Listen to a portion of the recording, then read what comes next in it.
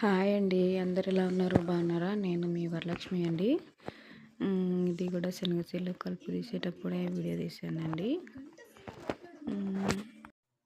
Last వీడియోలో దీపం పథకం గురించి చెప్పా కదండి. కొంతమందికి పడింది, కొంతమందికి పడలేదన్నారు. అందుకే చెప్పిన నాకు పడిందని.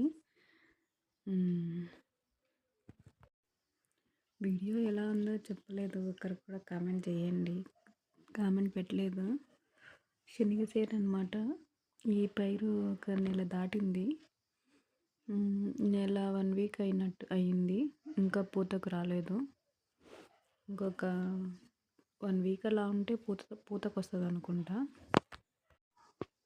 ఇంకో విషయం ఏంటంటే ఆడబిడ్డ నిధి అనేది కూడా తొందరలో వదులుతున్నారండి, ప్రభుత్వ పథకం.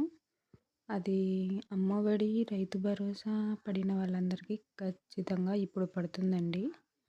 రేషన్ కార్డు ఉండి లాస్ట్ జగన్ ఉన్నప్పుడు పడిన అమ్మఒడి, రైతు భరోసా అవి పడి ఉంటాయి కదా చాలామందికి, లేడీస్కి. వాళ్ళకు ఖచ్చితంగా ఈ పథకం పడుతుంది, ఆడబిడ్డ నిధి అనేది. అది జనవరి నుంచి స్టార్ట్ అవుతుందండి. జనవరి నెలలో స్టార్ట్ చేస్తారని చెప్తున్నారు చాలామంది. పథకం ఆడబిడ్డ నిధి అనే పథకం దిగినా ఖచ్చితంగా పడుతుంది. ఇలా మీకేంటి అలా నమ్మకం అని అనుకోకండి. అంటే కొన్ని పడతాయి కాబట్టి ఇది కూడా పడుతుందని అనుకుంటున్నా. కొన్ని పడినాయి కాబట్టి ఆల్రెడీ. వాతావరణం వానలు పడే సూచనలు ఉన్నాయి కాబట్టి వాతావరణం అంతా డల్గానే ఉంది. నా వీడియోస్ అన్నీ అట్లనే ఉన్నాయి. 3-4 డేస్ అలాగే ఉన్నిందండి మాకు.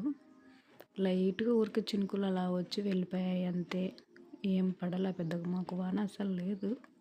వాతావరణం మాత్రం మోడంగానే ఉన్నింది.